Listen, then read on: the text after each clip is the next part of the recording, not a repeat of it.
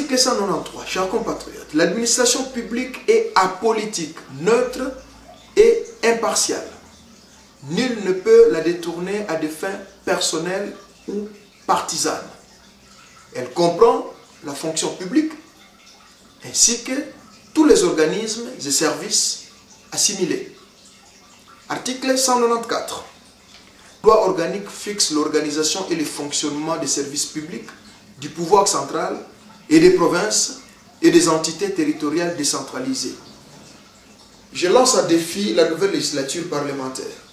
Je lance en défi les nouveaux parlementaires de descendre dans les services de fonction publique, voir ou mener une étude sur les fonctionnaires de l'État et déjà dans des postes stratégiques. N'est-ce pas que des colorations politiques à l'heure actuelle? Pouvons dire aujourd'hui que la fonction publique, je dis bien à des postes stratégiques, est-elle neutre, impartiale ou à une coloration politique? Si vous n'appartenez pas à cette branche ou à telle branche, vous ne pouvez pas accéder à tel poste. Et plus loin, retourner au niveau des bases, des fonctionnaires, alors des vrais, je dis bien des vrais, c'est-à-dire ceux qui subissent, ce sont des gens qui sont impartials, ce sont des gens qui sont neutres, et puisqu'ils sont impartials et neutres, on les fait subir. Chers compatriotes, voilà les éléments qui nous poussent à la révolution sociale. Nous ne pouvons plus accepter de telles situations. Dans le même sens, nous voulons et nous réclamons une vie à l'article 203 de la Constitution congolaise. Que dit l'article 203 de la Constitution congolaise, chers compatriotes?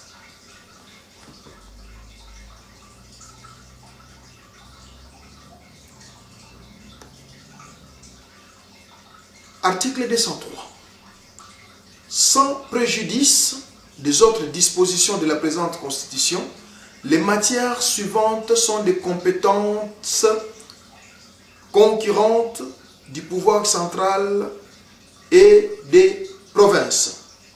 La mise en œuvre du mécanisme de la promotion et la sauvegarde des droits humains et des libertés fondamentales consacrées dans la présente Constitution. Les droits civils et coutumiers, les statistiques et recensements. Suivez-moi bien, statistiques et recensements.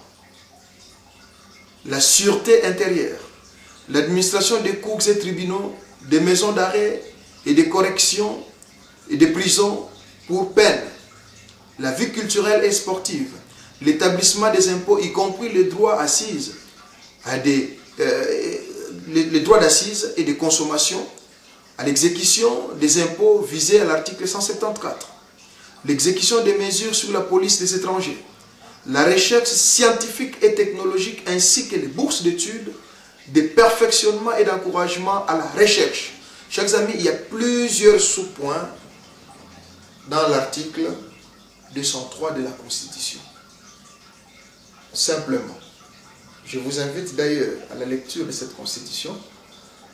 Cet article vit en dehors de la RDC, cet article vit-elle dans la vie politique, juridique, administrative de la RDC?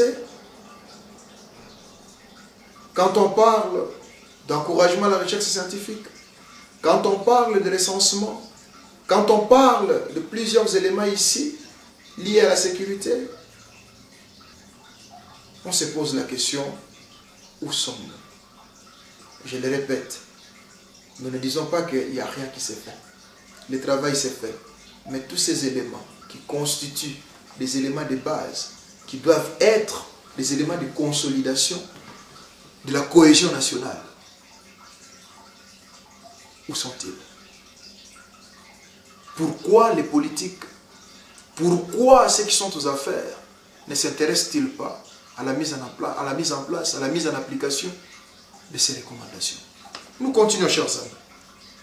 L'application de la Constitution, toujours dans le respect de la Constitution, nous réclamons la mise en place de l'article ou la réalisation de l'article 208 à 210 de la Constitution.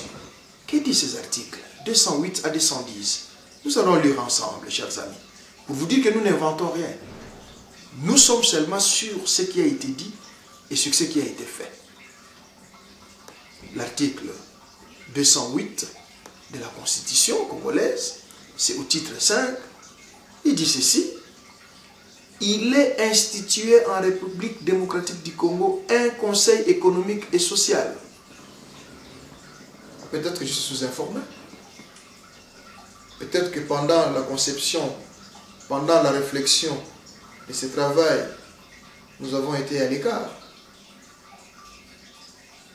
Si cette institution existe, parce que c'est bien dit, hein, il est institué à la République démocratique du Congo, le Conseil économique et social. Si cela existe, pourquoi est-ce que le social congolais n'a pas bougé? Pourquoi est-ce que les conditions sociales du peuple congolais ne bougent-ils pas? Et nous avons la mise en application dans un bref délai de cette institution. 209. Article 209 de la Constitution, au titre 5.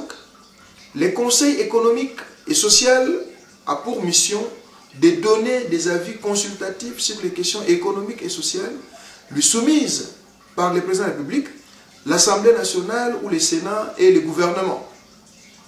Il peut de sa propre initiative appeler à l'attention du gouvernement et des provinces sur les réformes qui lui paraissent de nature à favoriser le développement économique et social du pays. Je n'ai pas besoin de trop commenter, je crois que le texte en soi est clair. L'absence d'une telle institution dans un pays, la négligence, si l'institution existe, mais négliger le travail d'une telle institution, évidemment, c'est un des éléments qui nous pousse à cette révolution sociale. Chers compatriotes, au 210, il est dit: une loi organique détermine l'organisation et le fonctionnement du Conseil économique et social en RDC. Voilà une série de revendications, chers amis, qui nous ont poussés à ces concepts, qui constituent le soubassement de notre lutte, qui donnent sens à notre combat, et que désormais, le monde entier sache que quand les Congolais se lèvent, et quand les Congolais se sont décidés maintenant de mener leur révolution sociale, voilà la matière, voilà les revendications, voilà les constats, voilà ce qui constitue les éléments qui nous poussent à nous lever et à continuer la lutte. Mais on n'a pas que constater. Voilà ce que nous envisageons.